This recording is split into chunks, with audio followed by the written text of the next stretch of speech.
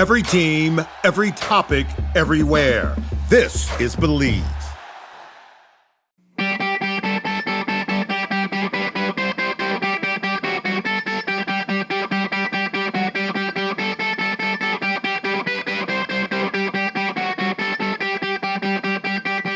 What's up, Hockey Think Tank fam? Welcome to another Short Shifts episode sponsored by Skate Tech. In case you didn't know, Skate Tech skate sharpening equipment repair brings you NHL quality service at an affordable retail price.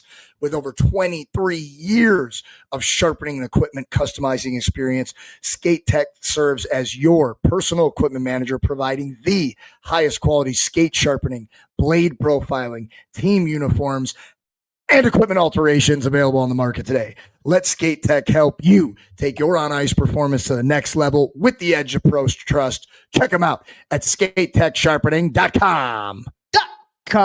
What's up, everybody? Happy Wednesday. Short Shifts episode here today. I have a topic that Jeffrey J. Hulavecchio has no idea what it's going to be, but should he choose to get on this magic carpet ride with his co-host, myself, then we're going to have some fun today. And Vex, you ready to go?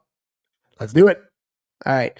So today, what I want to talk about is the middle of the ice. I want to talk about the middle of the ice and why it's really important. And I want to talk about the middle of the ice, about why it's important both offensively and defensively, and how we should be communicating the middle of the ice as coaches to our players. Again, we're big on the why, putting the kids in situations and drills and talking about it on video and on the whiteboard and all that.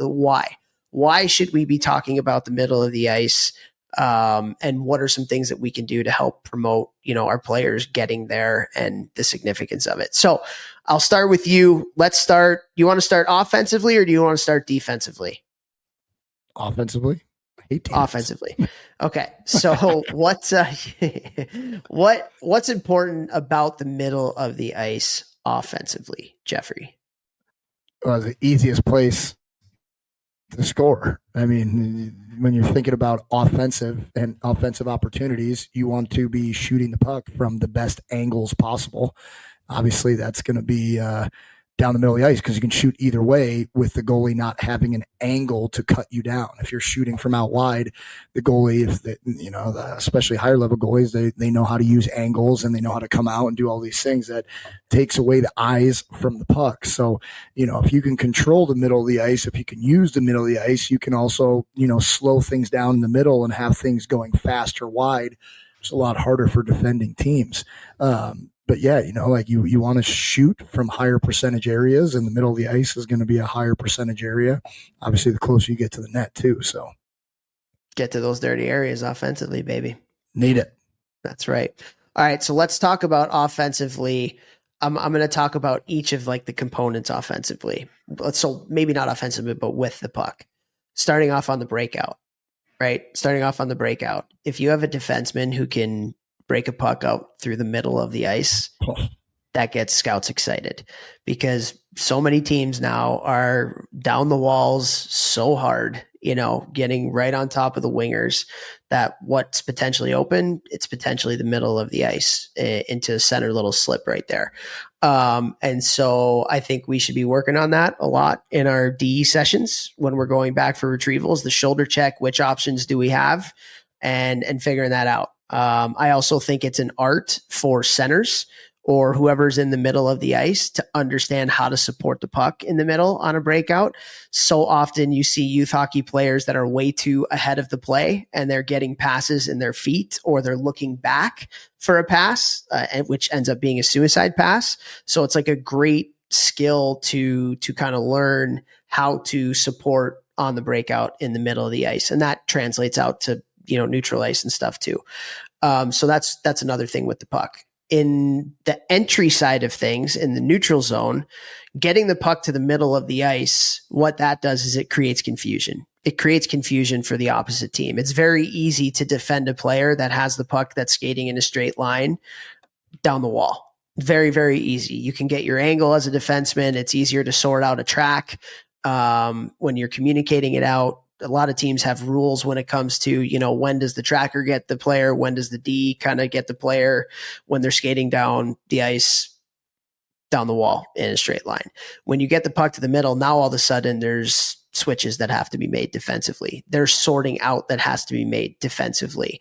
You're bringing people to the middle of the ice, which then opens up the outside for a little kick, which creates space for your teammates that are coming down on the side. So getting the puck to the middle of the ice upon entries, it just creates confusion and it creates options.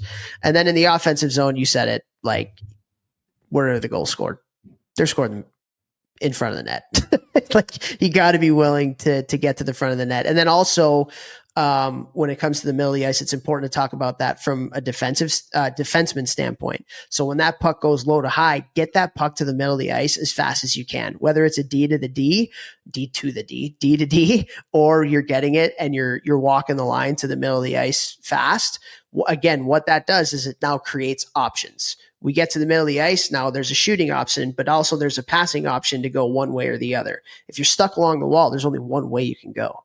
And so again, getting the middle of the ice offensively helps to create a lot of options. So boom. And you like, it's deception, like if you're pulling the guy to the middle of the ice and you bring those two D-men or they have a hard time talking to each other. It's, are they coming at me? Are they going to stick with the guy wide? Like who's going to go where, and creating confusion. You create confusion on the defending team. It makes it so much easier to play offensively. Yeah. Yeah, 100%. And I think you're seeing that a lot. And at the higher levels of hockey now, so much more emphasis on getting the puck to the middle of the ice, particularly on the breakouts and in the neutral zone.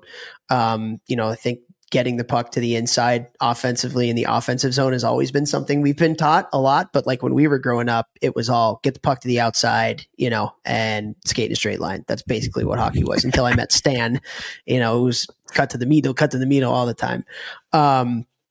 So yeah, love that. All right. Defensively, give me some tidbits defensively about defending the middle of the ice and why that's important.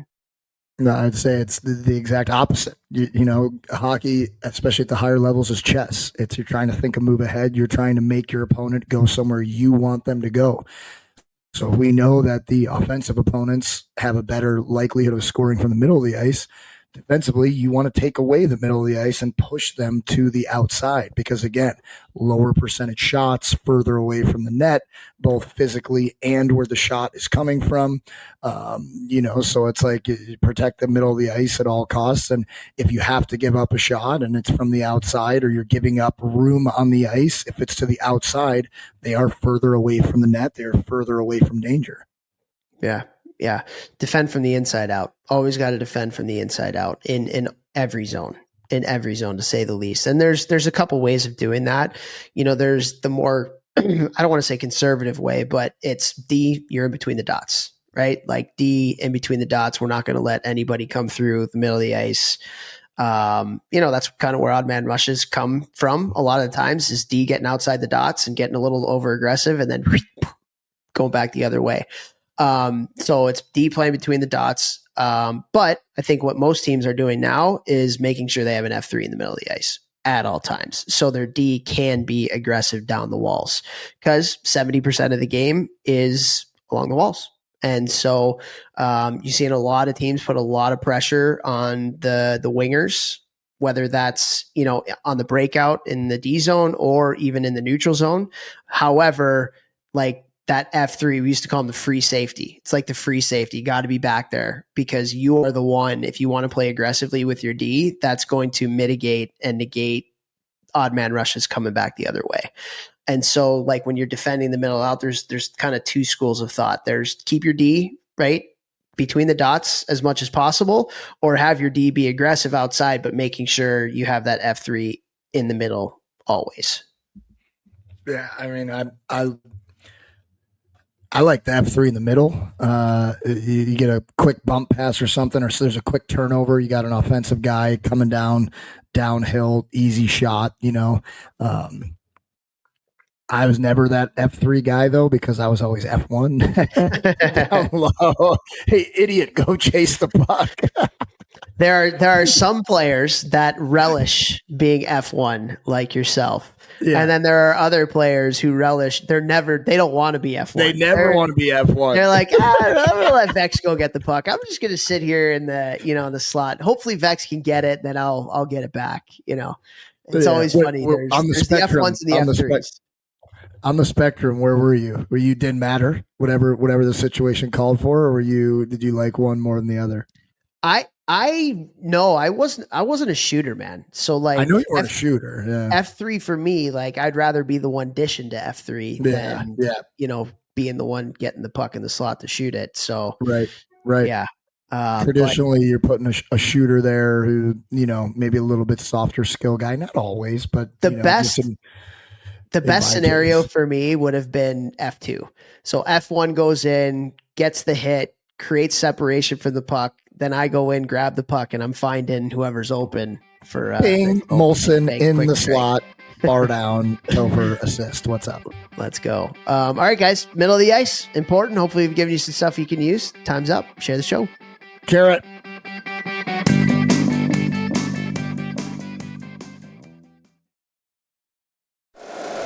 If you like the show, please take a moment to rate, review, and subscribe. It really does help the show to grow.